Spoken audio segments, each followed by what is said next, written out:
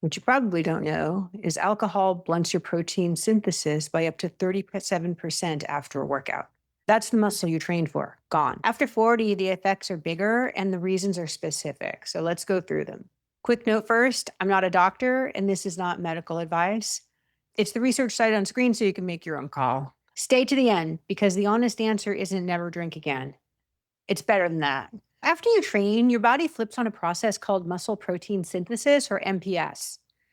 That's the switch that turns your workout into actual muscle.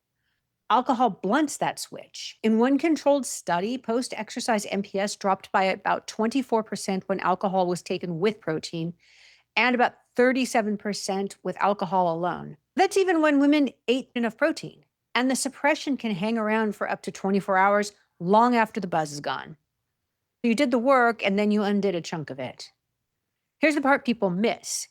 You don't grow in the gym, you actually grow when you recover. And most of that happens while you sleep.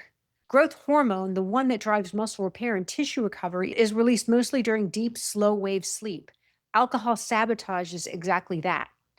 A nightcap can knock you out fast, but it suppresses REM sleep across the whole night and fragments the back half. You wake up rested, but under recovered. You trained hard, then you took away the window where the training actually pays off. A drink isn't a sleep aid, it's the opposite of recovery. Your body processes alcohol differently than a man's. Women have less body water and a different metabolism, and it means the same single drink raises your blood alcohol higher. And it's not just about feeling it faster. Breast tissue actually metabolizes alcohol into acetaldehyde, a known carcinogen, which is part of why alcohol is a recognized breast cancer risk factor. And the risk rises with every drink. Large reviews show roughly 5 to 11% jump in breast cancer risk per daily drink with no clear safe threshold. That's not a scare tactic. That's the dose response curve. As estrogen drops in perimenopause, deep belly fat or visceral fat climbs from roughly 5 to 8% of body weight to 50. Your body composition shifts even if the scale barely moves. Alcohol piles it on. It wrecks the deep sleep that controls your hunger and fat storage.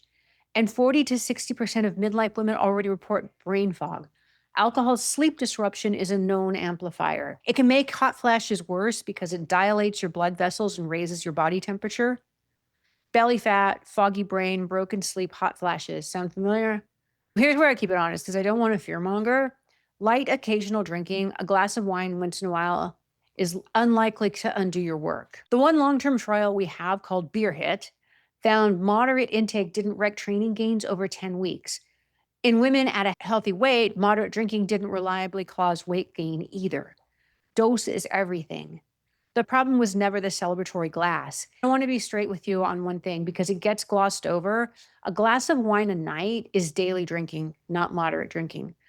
For women in our 40s and beyond, that daily pattern is where the real cost shows up. The breast cancer risk, the fragmented sleep, the harder mornings, the stubborn midsection. A drink most nights, it's not a treat anymore. It's a habit quietly working against everything you're training for. If that's you, you're not in trouble. You just have a clear lever to pull. If you drink, keep it off your training days when you can. Hydrate, hit your protein, and protect your sleep above all else. And one more thing worth watching. If you're on a GLP-1, like a lot of women in this community are, a 2025 randomized trial in JAMA Psychiatry found low-dose semaglutide significantly cut alcohol cravings and heavy drinking days versus placebo. It's early, it's one study, and it's not what these drugs are approved for, but the signal is promising. If you've noticed you just want it less, you're not imagining it. So here's the overall message. You don't have to quit. You just have to be honest about how often occasionally actually is. If you like what you heard, just hit subscribe.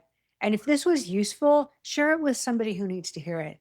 I'll see you in the next one. Thank you.